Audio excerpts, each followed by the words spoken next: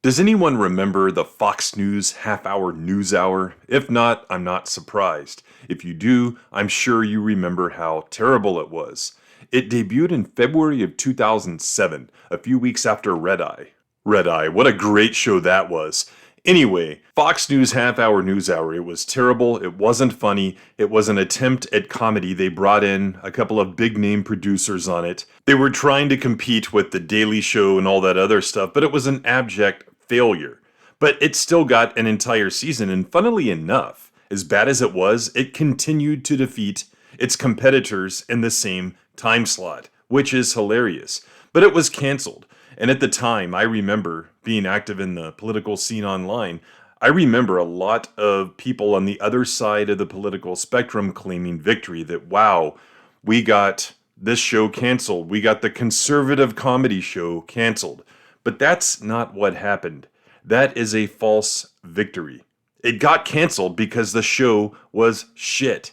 It had nothing to do with the politics of the show or the audience's desire not to see those opinions espoused by a cable network that they watch all the time for that exact same reason. Enter Netflix's cancellation of its adaptation of the anime classic Cowboy Bebop. And you see a lot of people out there claiming victory. This is a victory in the culture war, they say. Well, you know what, guys? Maybe it was just a shit show that was not faithful to the source material, that had poor acting, that didn't look good. Maybe that's what's going on. Hollywood Reporter wrote, "The decision was made by balancing the show's viewership and cost." Now, I'm not a big shill for Netflix, obviously, but that's in line with what they've done in the past with these new shows that they take a chance on. Let's switch over to Ghostbusters Afterlife for a minute. It's a movie that is being praised by some of the same people that are claiming Cowboy Bebop is a victory. Here's what one of the stars of the movie and of the franchise said a few weeks before the movie came out.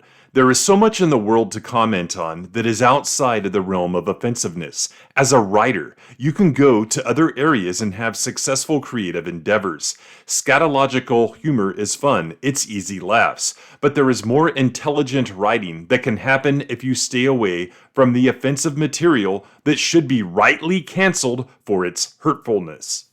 I'm not going to sit here and twist that statement into an argument that he is attacking the fans.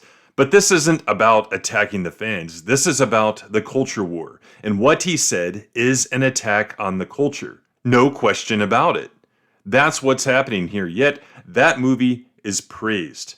Its success is being touted as a victory because supposedly they are doing things right in it. Netflix's cancellation of Cowboy Bebop is not a victory when people continue to barf their money all over the property owners for their bad behavior. Lining up for movie tickets, buying t-shirts, buying toys, and yes, $2,000 statues.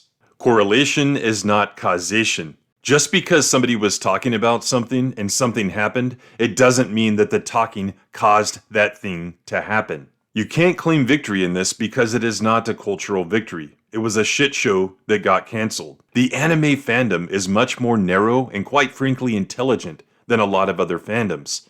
This show wasn't for them, and no one else knew what it was. So who was it for? That's why this show got canceled, guys. Keep supporting the stuff you love from the past and maybe try something you've never seen before, but stop giving the current studios and property owners money for their bad behavior. We'll see you in the next one.